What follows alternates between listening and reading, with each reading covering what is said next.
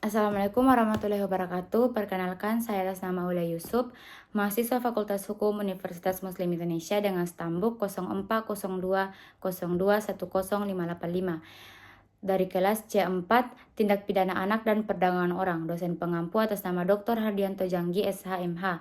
Pada kesempatan kali ini saya akan mereview jurnal dengan judul Upaya Perlindungan Terhadap Anak sebagai Korban Tindak Pidana Perdagangan Orang.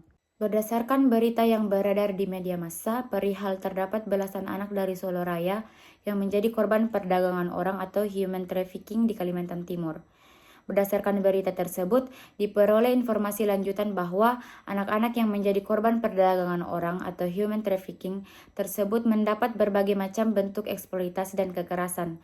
Satu di antaranya mengalami kekerasan seksual dan dipekerjakan sebagai pemandu karaoke yang hanya dibayar dengan gaji 70.000 dan akan diiming-imingi tambahan uang jika anak tersebut meminum minuman keras yang disediakan oleh tamu. Pemberitaan di atas hanya satu dari sekian banyak pemberitaan yang berkaitan dengan perdagangan orang yang menjadikan anak sebagai korbannya. Berdasarkan temuan data yang diperoleh oleh Komisi Perlindungan Anak Indonesia, kasus perdagangan anak cenderung mengalami peningkatan dari tahun ke tahun. Melihat semakin meningkatnya kasus perdagangan anak, pemerintah perlu memfokuskan diri untuk serius dalam usaha pemberantasan tindak pidana perdagangan orang ini. Usaha tersebut tidak hanya berbentuk penegakan hukum secara preventif, represif, maupun responsif, juga usaha terkait dengan pemulihan atau perlindungan terhadap anak yang menjadi korban perdagangan orang. Setelah selesainya proses peradilan pidana yang bertujuan untuk memulihkan masa depan anak, perlindungan anak adalah segala usaha yang dilakukan untuk menciptakan kondisi agar setiap anak dapat melaksanakan hak dan kewajibannya demi perkembangan dan pertumbuhan anak secara wajar, baik secara fisik, mental, dan sosial. Kegiatan perlindungan anak membawa akibat hukum baik dalam kaitannya dengan hukum tertulis maupun hukum tidak tertulis. Hal ini sejalan dengan amanat Konstitusi Republik Indonesia yang terdapat di dalam pasal 28B ayat 2 Undang-Undang Dasar Negara Republik Indonesia tahun 1945. Perlindungan terhadap anak yang menjadi korban perdagangan orang berdasarkan amanat Undang-Undang Republik Indonesia Nomor 35 Tahun 2014 tentang perubahan atas Undang-Undang Nomor 23 Tahun 2002 tentang perlindungan anak disebutkan bahwa anak korban perdagangan orang mendapatkan perlindungan khusus yang wajib diberikan oleh pemerintah daerah dan lembaga negara lainnya. Pasal 59. Adapun rumusan masalah yang akan dibahas, yang pertama, apa saja instrumen hukum tindak pidana perdagangan orang? Yang kedua, bagaimanakah modus operandi dan bentuk eksploitasi yang dilakukan terhadap anak yang menjadi korban tindak pidana perdagangan orang? Yang ketiga, bagaimana upaya perlindungan hukum terhadap anak sebagai korban tindak pidana perdagangan orang? Selanjutnya, pembahasan instrumen hukum tindak pidana perdagangan orang.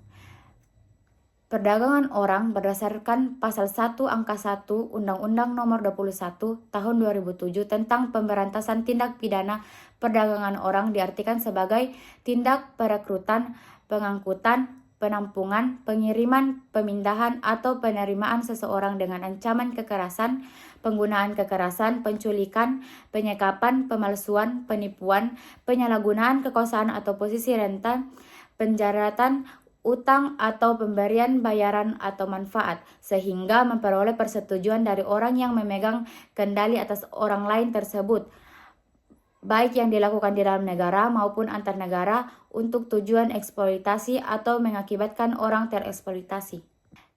Modus operandi dan bentuk eksploitasi yang dilakukan terhadap anak yang menjadi korban tindak pidana perdagangan orang. Modus operandi tindak pidana perdagangan orang yang menjadikan anak sebagai korbannya diatur dalam Pasal 5 dan Pasal 6 Undang-Undang Nomor 21 Tahun 2007 tentang pemberantasan tindak pidana perdagangan orang, yaitu dengan cara pengangkatan anak dengan menjanjikan suatu atau memberikan sesuatu untuk maksud eksploitasi dan melakukan pengiriman anak ke luar negeri yang membuat anak tereksploitasi.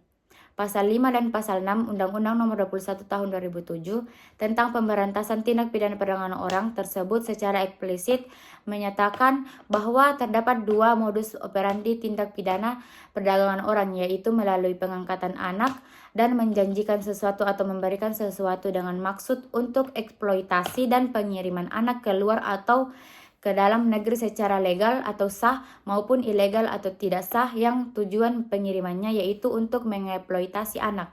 eksploitasi di dalam tindak pidana perdagangan orang adalah unsur paling utama. Dapat diuraikan bahwa bentuk-bentuk eksploitasi yang diatur dalam pasal 1 angka 7 tersebut yaitu pelacuran, kerja atau pelayanan paksa, perbudakan atau praktik serupa perbudakan, pemindasan, pemerasan, pemanfaatan fisik, pemanfaatan seksual, organ reproduksi atau secara melawan hukum memindahkan atau mentransplantasi organ dan atau jaringan tubuh atau memanfaatkan tenaga atau kemampuan seseorang oleh pihak lain untuk mendapatkan keuntungan baik material maupun imaterial. Sebagai catatan penting bahwa pasal 1 angka 7 tersebut tidak membatasi diri dengan 10 jenis eksploitasi saja.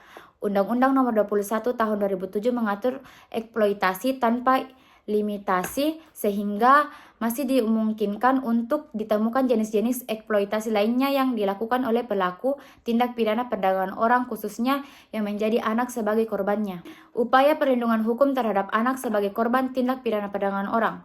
Perlindungan terhadap anak yang menjadi korban tindak pidana perdagangan orang tidak terlepas dari materi hak asasi manusia yang diatur baik dalam peraturan perundang-undangan maupun Konstitusi Negara Republik Indonesia TAP MPR tentang hak asasi manusia atau HAM. Tindak pidana perdagangan orang atau TPPO sudah barang tentu merupakan tindak pidana yang sangat melanggar hak asasi manusia yang mana tidak hanya terlihat dari bentuk tindakannya, namun juga akibat yang ditimbulkan bagi korban tindak pidana perdagangan orang, khususnya pada anak.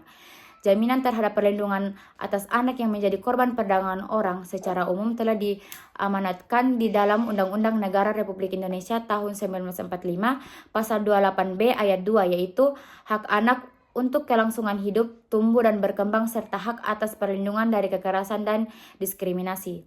Selain di Undang-Undang Negara Republik Indonesia tahun 1945, Undang-Undang Nomor 35 tahun 2014 tentang perubahan atas Undang-Undang Nomor 23 tahun 2002 tentang perlindungan anak pada pasal 59 menegaskan bahwa pemerintah, daerah dan lembaga negara lainnya berkewajiban dan bertanggung jawab untuk memberikan perlindungan khusus kepada anak yang dieksploitasi secara ekonomi dan atau seksual, anak korban penculikan, penjualan dan atau perdagangan.